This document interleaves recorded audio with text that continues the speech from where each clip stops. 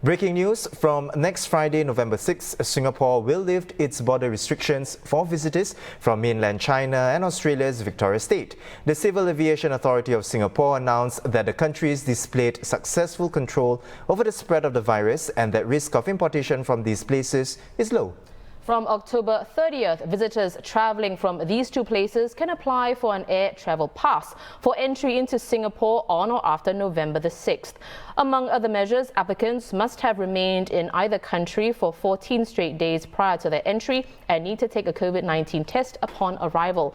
If the result is negative, they'll be allowed to go about their activities here without serving a stay-home notice.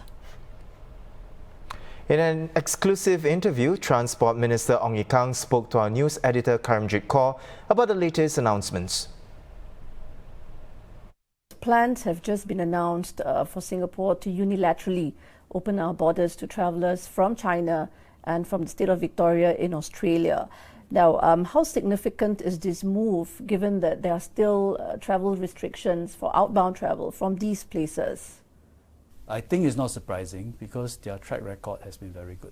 Once the risk profile is roughly similar to Singapore or better, then it's no different. Accepting them into Singapore is no different from asking Jurong residents to go to Bedok. It's just similar risk profile.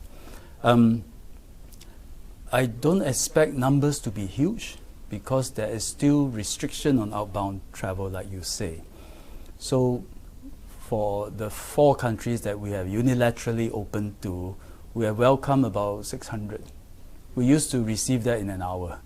Yeah, so it's been a month, 600, because there is still restrictions coming out.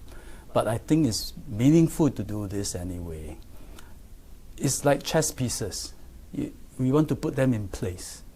At some point, aviation will start again. At some point, people will travel again. And this is a globalized world.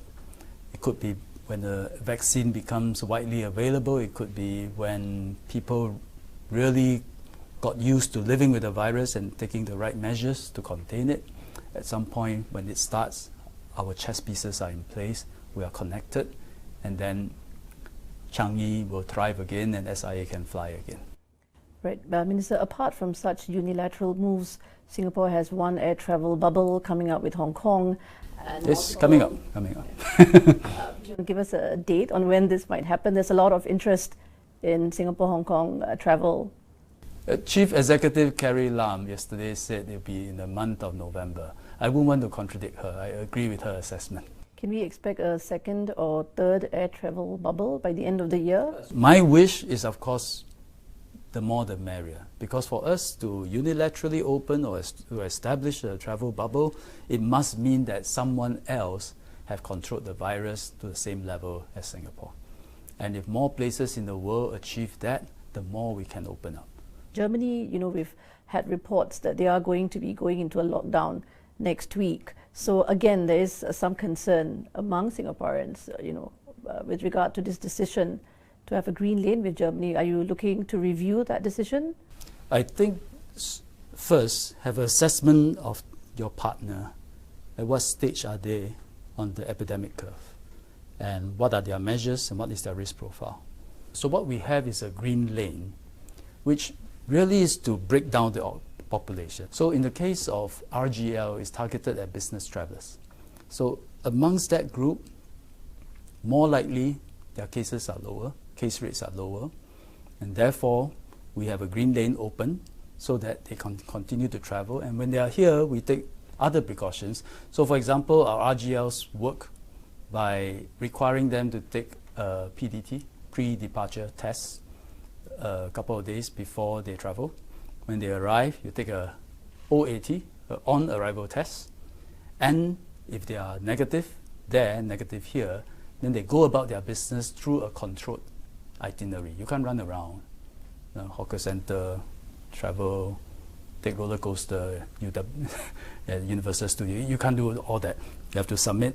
You have to be sponsored by a local agency here, go through a controlled itinerary, and get business done. Yeah. So that way we really manage the risk. And in that few cases where pre-departure they are negative, post-arrival they are positive, then they are admitted and they are isolated. So by and large, risk is controlled in that way.